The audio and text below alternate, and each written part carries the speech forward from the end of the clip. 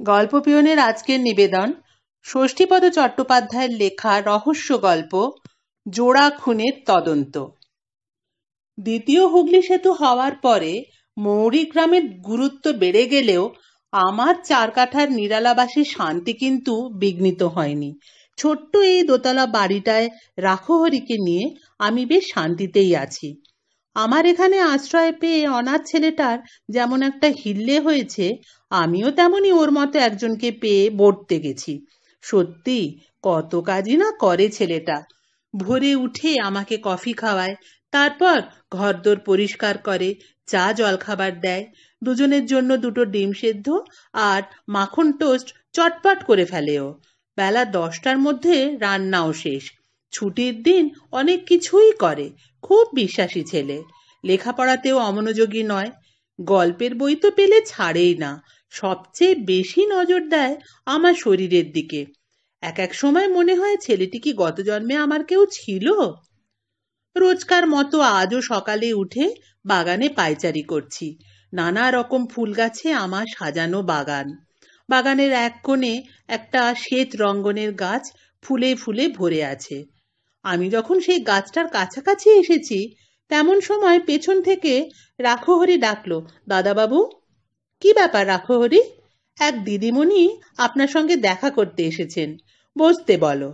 একটু তাড়াতাড়ি আসুন, মনে হচ্ছে খুবই জরুরি। আমি আর একটুও দেরি না করে ওর সঙ্গে ঘরে এলাম। ঘরে গিয়ে যাকে দেখলাম তাকে দেখেই চমকে উঠলাম। এ কি সুজাতা! উজ্জ্বল শ্যামবর্ণা কিশোরী সুজাতা একটা মিনি স্কার্ট পরে সোফায় হেলান দিয়ে বসেছিল। আমার সাড়া পেয়েই অশ্রু সজল চোখে ধরা ধরা গলায় বলল, অম্বরদা, কি হয়েছে তোমার? কাঁদছো কেন তুমি? বাবা, বাবার কি হয়েছে? আর থাকতে পারল না সুজাতা। আকুল কান্নায় ভেঙে পড়ে বলল, বাবা নেই। সে কি, দয়াময় বাবু নেই? না, আজ সকালে ঘুম থেকে উঠে দেখি বাবা আর চোখ মেলে তাকাচ্ছেন না। কত ডাকলাম বাবাকে, বাবুয়া কত কাঁদলো বাবা বাবা করে, কিন্তু বাবা সাড়া দিলেন না। তারপর তারপর আর কি, পাড়ার লোকেরা গিয়ে ডাক্তার ডেকে আনলেন।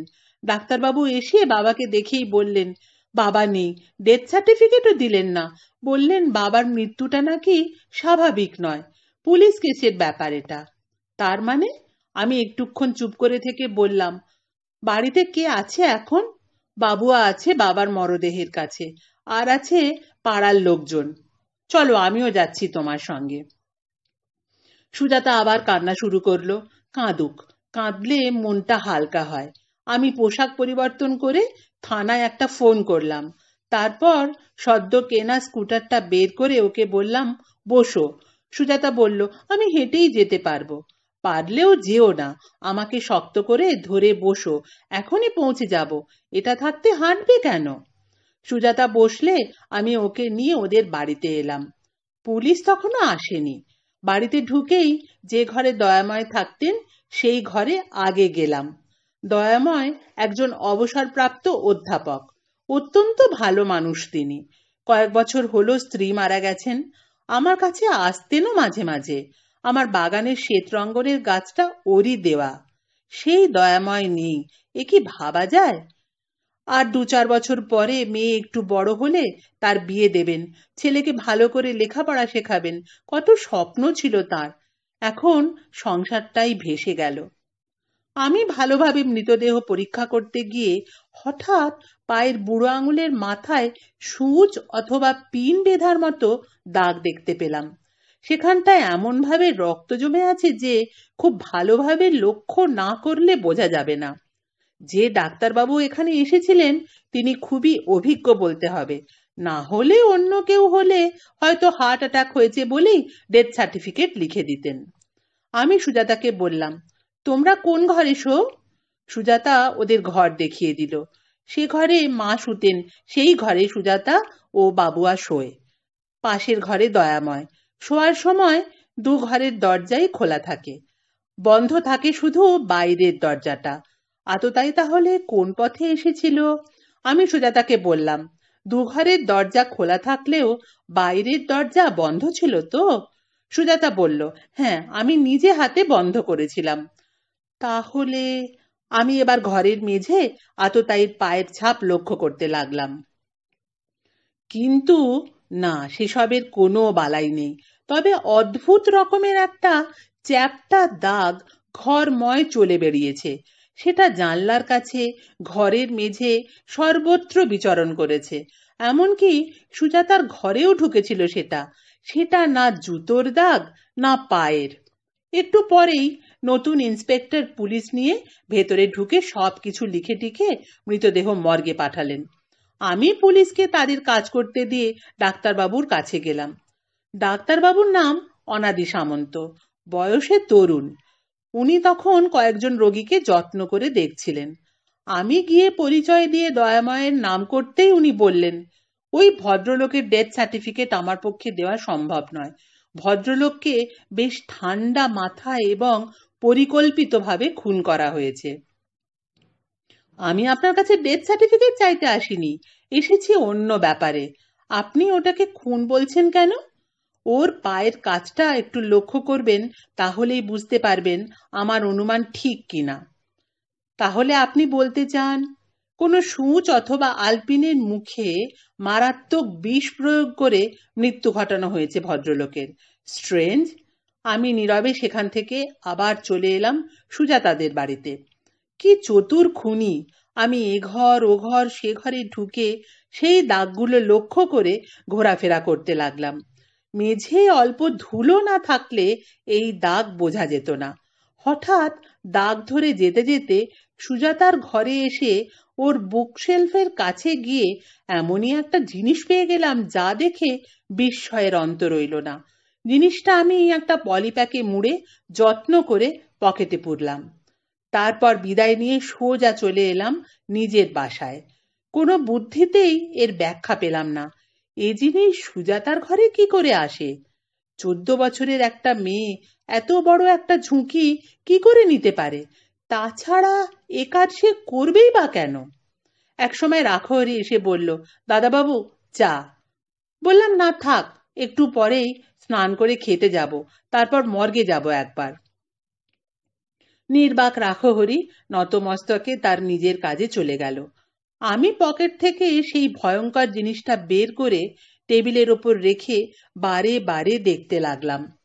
দয়াময়ের সৎকার্য সেরে যখন ঘরে ফিরলাম তখন রাত 1টা। ক্লান্ত দেহে বিছানায় শুয়ে অনেকক্ষণ ধরে ছটফট করতে লাগলাম। সুজাতার শুভ্র সুন্দর পবিত্র মুখখানি চোখের সামনে বারবার ভেসে উঠতে লাগলো। পোস্টমর্টেম রিপোর্টে যা পাওয়া গেছে তার সঙ্গে সুজাতার ঘরে পাওয়া জিনিসটার একটুও পার্থক্য নেই। কিন্তু এ জিনিস সুজাতার ঘরে এলো কি করে? আমি অনেকক্ষণ ধরে এই ব্যাপারে চিন্তা করতে করতে ঘুমিয়ে পড়লাম এক সময়। ঘুম ভাঙলো রাখহরির ডাকে, দাদাবাবু, দাদাবাবু। আমি চমকে উঠলাম, কেন রে? বাগানে একটা লাশ। লাশ? এক অজানা আশঙ্কায় বুকের ভেতরটা কেঁপে উঠল। আমার এখানে লাশ কি করে আসবে? কার লাশ? দয়াময়ের খুনের সঙ্গে কি এই হত্যাকাণ্ডের কোনো যোগসূত্র আছে? না হলে আততায়ী লাশটিকে আমার বাগানেই বা রেখে যাবে কেন? যেহেতু আমি এই হত্যাকাণ্ডের একজন তদন্তকারী গোয়েন্দা, তাই আমাকে ভয় দেখানোর জন্যই এ কাজ করেছে নিশ্চয়। আমি কোনো রকমে চোখে মুখে একটু জল দিয়েই ছুটে গেলাম বাগানে। এক জায়গায় একটা রক্তকরবীর গাছ ছিল, সেই গাছের নিচেই পড়েছিল লাশ। সকালে সোনা রোদ এসে তার ফ্যাকাশে মুখে লুটিয়ে পড়েছে। এরও কোথাও কোনো ক্ষতচিহ্ন নেই, শুধু কপালের উপর পিন বেঁধা ছোট্ট এক টুকরো কাগজে লেখা আছে, এবার তোমার পালা। আমি চিরকুটটা পকেটে রেখে যুবকের মুখের দিকে এক দৃষ্টে কিছুক্ষণ চেয়ে থেকে ঘরে এসে ফোন করলাম, হ্যালো, পুলিশ স্টেশন, অম্বর চ্যাটার্জি স্পিকিং। ওদিক থেকে উত্তর আসতেই বললাম, এবার আমার পালা। তার মানে? ডাক্তার সামন্ত, মানে যিনি আমাদের দয়াময়ের ডেথ সার্টিফিকেট না দিয়ে মৃতদেহ মর্গে পাঠিয়েছিলেন, তিনি এখন আমার বাগানে প্রাণহীন দেহে ঘুমোচ্ছেন। তাকে একটু কষ্ট করে মর্গে নিয়ে যান। আমরা এক্ষুনি যাচ্ছি। আমি কোনো কথা না বলে রিসিভারটা নামিয়ে রাখলাম। একটু পরেই পুলিশ এলো, তদন্ত হলো, বাগানে ঘাসের গালিচায় আততায়ীর চরণচিহ্ন বোঝা গেল না। নতুন ইন্সপেক্টর বললেন, গেটে তো তালা দেওয়া, লাশ এখানে বয়ে আনলো কি করে? আমি বললাম, কম দামি তালা তো, এমনও হতে পারে নকল চাবি দিয়ে গেট খুলে যাওয়ার সময় আবার তালার কল টিপে দিয়ে গেছে। ইন্সপেক্টর বললেন, হতে যে পারে না তা নয়, তবে মিস্টার চ্যাটার্জি, আপনি যতই বলুন দয়াময়ের হত্যাকাণ্ডের ব্যাপারে আমরা কিন্তু মেয়েটাকেই সন্দেহ করছি। সেটা আপনাদের ব্যাপার, তবে সন্দেহ করবার আগে একবার অন্তত ভেবে দেখা উচিত ছিল। কোনো মেয়েই তার বাবাকে ওইভাবে হত্যা করতে পারে না, এবং ও জিনিস সংগ্রহ করাও অল্প বয়সী একটি মেয়ের পক্ষে অসম্ভব। মোটেই অসম্ভব নয়, মনে করুন না। এর ভেতরে আমার কি আপনার মাথায় যদি কাজ করে তাহলে কি সত্যি অসম্ভব? ওর কথার কি উত্তর দেব ভেবে না পেয়ে আমি চুপ করে রইলাম। উনি আবার বললেন, বদ্ধ ঘরের মধ্যে দয়াময়কে খুন নিশ্চয়ই ভূতে করেনি, অদ্ভুত কিছুতে করেছে, না হলে ঘরের ভেতর ওইসব দাগ আসে কোত্থেকে? দয়াময়ের খুনের ব্যাপারে যদি মেয়ে সন্দেহভাজন হয়, তাহলে এখানকার খুনের ব্যাপারে আমাকেই সন্দেহ করুন। ইন্সপেক্টর বললেন, চ্যাটার্জি বাবু, এই ব্যাপারে আপনিও কিন্তু সন্দেহমুক্ত নন। আপনার এখানে আসবো বলে সবই তৈরি হলাম, ঠিক তখনই এমন একটা ফোন এলো যা শুনলে আপনিও চমকে উঠবেন। কিরকম শুনি? আপনি নাকি সুজাতাকে বাঁচাবার জন্য পুলিশ আসবার আগেই বাড়িতে ঢুকে অনেক প্রমাণ লোপ করেছেন, আর সামন্ত ডাক্তারকে শাসিয়েছিলেন দয়াময়ের ডেথ সার্টিফিকেট লিখে না দিলে তাকে খুন করা হবে বলে। যেহেতু সামন্ত ডাক্তার আপনার প্রস্তাবে রাজি হননি, তাই আপনি ওকে খুন করে আপনার বাগানে ফেলে রেখেছেন, এবং যেহেতু আপনি নিজেই একজন তদন্তকারী গোয়েন্দা, তাই সন্দেহমুক্ত হওয়ার জন্য পুলিশকে ফোন করে ডাকিয়ে এনেছেন এখানে। রাগে লাল হয়ে উঠল আমার মুখ। ঘটনা যা তাতে এরকমই মনে হয়। ইন্সপেক্টরও নতুন, তাই আমাকেই সন্দেহ করছেন। বললাম, ঠিক আছে, আপনি আপনার ফর্মে কাজ করে যান, আমিও আমার কাজ করে যাব। এখন চলুন একটু চাটা খেয়ে ফিল্ডে নামা যাক। সবাই ভেতরে এলে রাখহরিকে চা করতে বলে আমি আমার উকিল বন্ধুকে ফোন করলাম। রণেন্দু ফোন ধরলে বললাম, ভাই, কোনো দুষ্ট চক্র আমাকে ব্ল্যাকমেল করতে চাইছে। এখানকার নতুন ইন্সপেক্টরও আমার সহযোগী নন। এই ব্যাপারে আমি তোমার একটু সাহায্য চাই। হয়তো ওরা পরিকল্পনা করে আমাকে অ্যারেস্ট করিয়ে তদন্তের মোড় ঘুরিয়ে দেবে। সাক্ষাতে সব বলবো। পারলে তুমি আজই একবার দেখা করো আমার সঙ্গে। ইন্সপেক্টর বললেন, আরে দূর মশাই, আপনি কি সত্যি ভাবলেন আমি রসিকতা করছিলাম আপনার সঙ্গে? আমি বললাম, সত্যি মিথ্যে জানি না, আমি আমার দিকটা নিরাপদ করে রাখলাম। আপনি এখানে নতুন এসেছেন, আমাকে চেনেন না, তাই উড়ো ফোনে বিভ্রান্ত হয়েছেন। এতেই আপনার বোঝা উচিত এর পেছনে একটা চক্র আছে। ইন্সপেক্টর বললেন, চক্র তো একটা আছেই, তবে কিনা এই প্রাণঘাতী বিষের শিশি আর সুচটা যে আপনার টেবিলে কি করে এলো তা কিন্তু ভেবে পাচ্ছি না। আমি যে কি উত্তর দেব ভেবে পেলাম না। ইন্সপেক্টর একটু বিদ্রুপ করে বললেন, দেখুন, এটাও হয়তো খুনিরা আপনাকে জালে জড়াবার জন্য কোথাও রেখে গেছেন। আমি বললাম, না না না, ওটা খুনিরা রেখে যায়নি, আমি ওটাকে গতকাল নিয়ে এসেছি দয়াময়ের বাড়ি থেকে। সুজাতার বুক শেলফের মধ্যে এটা ছিল। সম্ভবত সুজাতাকে জড়াবার জন্য খুনির এটা চতুর পরিকল্পনা। সেটা আপনি পুলিশকে জানাননি কেন? আমার কাজের সুবিধের জন্য। ইন্সপেক্টর বললেন, কাজটা ভালো করেননি চ্যাটার্জি বাবু, এটা আমরা নিয়ে যাচ্ছি। চা পর্ব শেষ করে ইন্সপেক্টর তার লোকজন নিয়ে চলে গেলেন। আমি রাগে উত্তেজনায় কাঁপতে লাগলাম। একটু পরেই রণেন্দু এলে তাকে সব কথা খুলে বললাম। সব শুনে রণেন্দু বলল, মনে রাখিস, তুই সরকারি গোয়েন্দা নয়, একজন প্রাইভেট গোয়েন্দা। তোকে এরা নানাভাবে ফাঁসাতে পারে। যাই হোক, আমি ওপর মহলে যোগাযোগ করছি তোর ব্যাপারে। শুধু তুই জেনে রাখ, এই ইন্সপেক্টর তোর কিছু করতে পারবে না। রণেন্দু চলে গেলে আমি সামান্য একটু জলযোগ সেরে সোজা চলে গেলাম ডাক্তার সামন্তর ওখানে। সেখানে তখন লোকজনের ভিড়, কান্নাকাটি। ওর ডিসপেন্সারিতে যে লোকটি থাকে তাকে আড়ালে ডেকে এনে একটু জিজ্ঞাসাবাদ করতেই সে বলল, হ্যাঁ, সামন্তদাকে ডেথ সার্টিফিকেট লিখে না দিলে খুন করা হবে এমন একটা হুমকি ফোন মারফত দেওয়া হয়েছিল, কিন্তু উনি রাজি হননি তাতে। আর তারই পরিণামেই কাল কখন থেকে উনি বাড়ি ছিলেন না। রাত 9টার পর একটি ছেলে এলো ওকে নিয়ে যাবে বলে। সেই যে গেলেন আর ফিরলেন না। ছেলেটিকে চেনো? দেখলে চিনতে পারবো, বাজারে অনেকবার দেখেছি, নাম জানি না, তবে এলাকার ছেলে।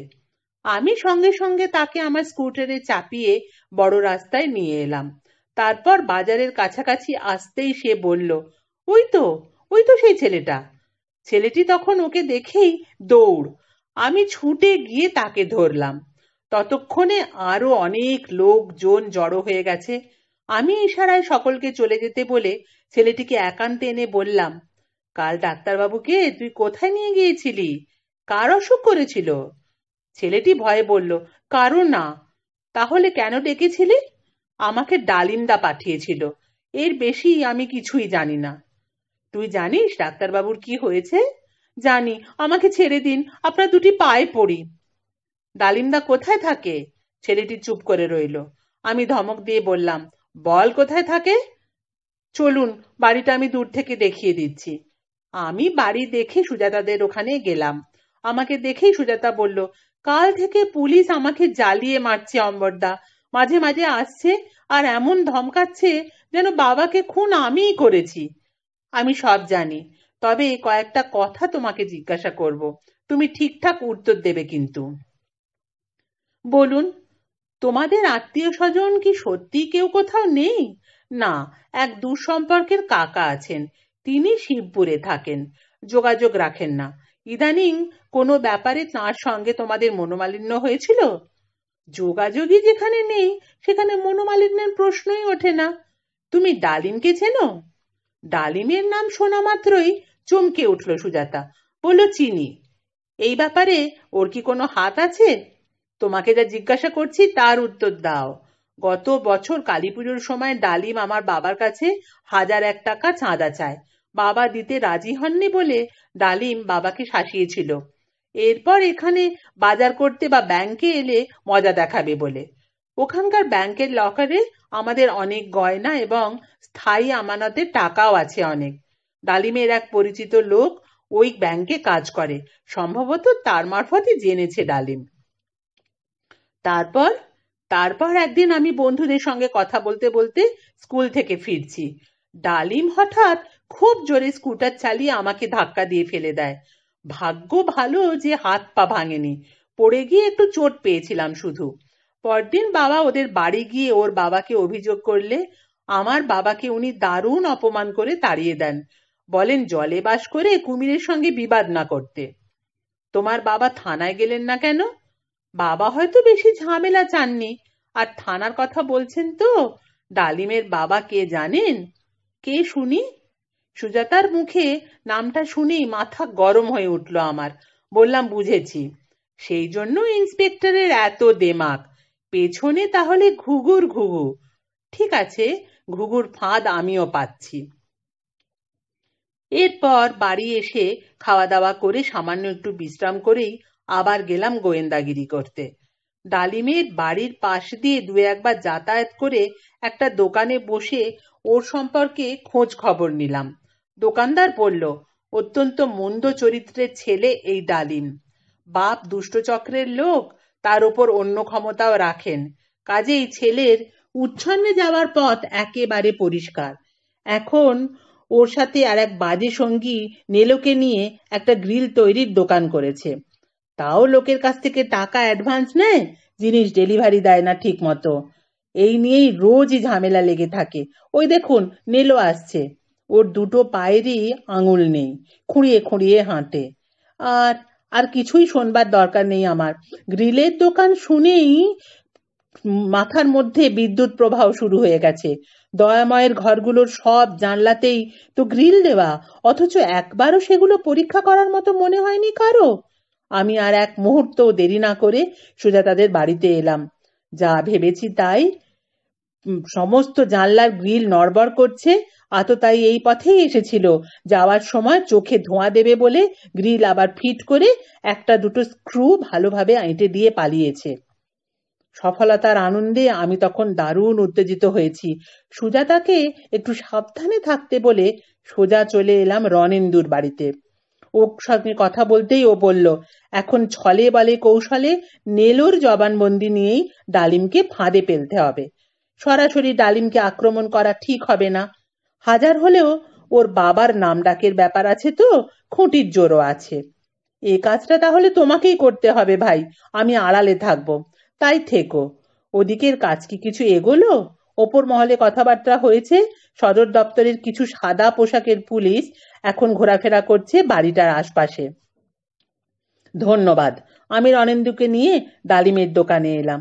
সুন্দর ছিপছিপে চেহারার ডালিম কিসের যেন হিসেব নিকেশ করছিল দোকানের ভেতর, আর নীলও বাইরের রাস্তায় গ্রিলের পেটি নাড়াচাড়া করছিল।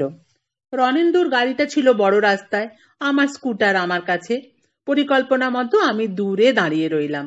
রণেন্দু গিয়ে নেলোকে বলল, এই যে ভাই, একবার আমার বাড়িতে গিয়ে একটা গেট আর কয়েকটা জানলার মাপ নিয়ে আসতে হবে যে। নেলো বলল, এখন হবে না, কাল সকালে আসবেন। কাল আমি থাকবো না রে ভাই, আমি এখনই গাড়ি করে নিয়ে যাব, নিয়ে আসবো। অ্যাডভান্স দেবো 2000 টাকা। কোথায় আপনার বাড়ি? বেশি দূরে নয়, ওই যে নতুন কোয়ার্টারগুলো হচ্ছে ওর পাশেই। ডালিম ভেতর থেকে বলল, যা নিয়ে আয় চট করে। রণেন্দু নীলকে নিয়ে চলে যাবার পর আমি ইচ্ছে করেই ডালিমকে দেখা দেব বলে ওর দোকানের সামনে স্কুটার থামালাম। তারপর আর চোখে একবার ওর দিকে তাকিয়ে চলে এলাম আবার। ডালিমের মুখ তখন শুকিয়ে এতটুকু। রণেন্দুর গাড়িটা এক সময় দয়াময়ের বাড়ির সামনে এসে থামলো। ওদের অনুসরণ করে আমিও তখন এসে গেছি। গাড়ি থেকে নেমে বাড়ির দিকে তাকিয়েই আঁতকে উঠল নেলো। তারপর বিকট একটা চিৎকার করে শুরু করলো প্রাণপণে ছোটা। কিন্তু যাবে কোথায় বাছাধন? সাদা পোশাকের পুলিশরা ধরে ফেললো তাকে। তারপর 2-4 ঘা দিতেই বাবারে মারে। আমি ওর কাছে গিয়ে চুলের মুঠি ধরে বললাম, কিরে, আমাকে চিনতে পারিস? নীলু আমার পা দুটো জড়িয়ে ধরে বলল, খুব চিনি দাদা, কিন্তু আমার কোনো দোষ নেই, সবের মূলে ওই ডালিম, ওই আমাকে দিয়ে এইসব করিয়েছে। আমার বাগানে সামন্তর লাশ ফেলে এসেছিল কে? আমরা দুজনেই ছিলাম। গ্রিল খুলে ঘরের ভেতর ঢুকেছিল কে? আগে আমি। ডালিম বলেছিল পায়ে ন্যাকড়া বেঁধে পাতার উপর দিয়ে ভর করে চলতে, যাতে ছাপ না পড়ে। কাজ হয়ে গেলে মেয়েটার ঘরে বিশেষ শিশি আর সূচটা রেখে আসতে, সেই মতোই কাজ করেছিলাম। দয়াময়কে খুন করা হলো কেন? ডালিম প্রতিশোধ নেবে বলেছিল তাই। তাছাড়া বাবাকে মেরে মেয়েটাকে শিক্ষা দেওয়ার ইচ্ছা ছিল ওর, কেননা মেয়েটা প্রায় ওকে অপমান করত। এবং যেহেতু ডাক্তারবাবু সার্টিফিকেট দেননি, তাই তাকেও সরিয়ে দেওয়া হলো। তা নীলবাবু, ডালিমের না হয় শাঁসালো বাবা আছে, কিন্তু তোমার কি হবে? নীলো আর কিছু বলবার আগেই জোরালো একটা শব্দের সঙ্গে চারিদিক ধোঁয়াচ্ছন্ন হয়ে গেল। কি জোরে একটা বোমা ফাটলো! নীলো চিৎকার করেই বসে পড়লো, বাবা রে! ওর পায়ে একটা টুকরো এসে লেগেছে। ভাগ্যে দূর থেকে ছুঁড়েছিল, না হলে আমরা সবাই জখম হতাম। ঘটনাটি এমনই আকস্মিক যে পুলিশরাও হতচকিত। আমি তারই মধ্যে স্কুটার নিয়ে ধাওয়া করলাম সেই শয়তানকে। আমি ওর অনেকটা কাছাকাছি গিয়ে বললাম, যতই চেষ্টা করো, তুমি পালিয়ে বাঁচবে না ডালিম। তুমি যে খুনি তা প্রমাণ হয়ে গেছে, তাই ভালো চাও তো এখনই ধরা দাও। ডালিম অনেক জোরে স্কুটার চালাচ্ছিল। আমার কথা শুনতে পেল কিনা কে জানে। একবার শুধু ঘাড় বেঁকিয়ে আমাকে দেখেই আরো স্পিড নিল। এবার সে নবনির্মিত দ্বিতীয় সেতুর পথ ধরল। আলোকমালায় সজ্জিত সন্ধেবাতির সেতুর উপর এ এক মারণ অভিযান। আমাদের দুজনের স্কুটারই তখন প্রচন্ড গতি নিয়েছে। ধরা পড়বার ভয়ে ডালিম এত জোরে স্কুটার চালাচ্ছে যে ওর সঙ্গে আমি পেরে উঠছি না। আমার কাছে অটোমেটিকটাও আছে, কিন্তু এই রকম অবস্থায় সেটাকে ব্যবহার করাও আমার পক্ষে অসম্ভব। সেতুর দুপাশের জনতা তখন আমাদের স্কুটার দৌড় দেখছে। আতঙ্কিত জনতার চোখের সামনে ডালিমের স্কুটার টোলের দিকে না গিয়ে হঠাৎ রং সাইডে ঘুরে যেতেই অন্যদিকে একটা ভারী ট্রাক এসে ধাক্কা মারলো সেটাকে। স্কুটারটা ছিটকে পড়লো কয়েক হাত দূরে, আর ডালিম তার প্রাণহীন দেহটা ব্রিজের ওপর থেকে গিয়ে পড়ল শালিমারিয়াডের একটা ধাবমান মালগাড়ির মাথায়। হৈ হৈ করে অনেকেই ছুটে এসেছে তখন। পলাতক লরিটিও চোখের পলকে বেপাত্তা, আর ডালিমের দেহটা মালগাড়ির মাথায় চেপে কোথায় যে চলে গেল কে জানে। অপরাধী তার শাস্তি পেয়েছে। শত্রুর শেষ দেখে আমিও ফিরে এলাম। আমি যখন ফিরে এলাম নেলোর হাতে তখন হাত করা। চারিদিকে ঠিক ঠিক করছে পুলিশ। সেই ইন্সপেক্টরও এসেছেন। আমি ডালিমের ব্যাপারে বিবৃতি লিখে ওর হাতে দিতেই তিনি বললেন, আমি আপনাকে ভুল বুঝেছিলাম মিস্টার চ্যাটার্জি, আপনি আমাকে ক্ষমা করবেন। আমি হেসে বললাম, আহারে কি আশ্চর্য, ক্ষমা করবার প্রশ্নই ওঠে না। আপনি আপনার কর্তব্য পালন করতে এসে যা করণীয় ঠিকই করেছেন। সে রাতে দয়াময়ের বাড়ি পুলিশ পাহারায় রেখে সুজাতা ও বাবুয়াকে আমার বাসায় নিয়ে এলাম। পরে ওদের ব্যাপারে ঠান্ডা মাথায় চিন্তা করে কিছু একটা করা যাবে। এখন তো ওরা আশ্রয় পাক।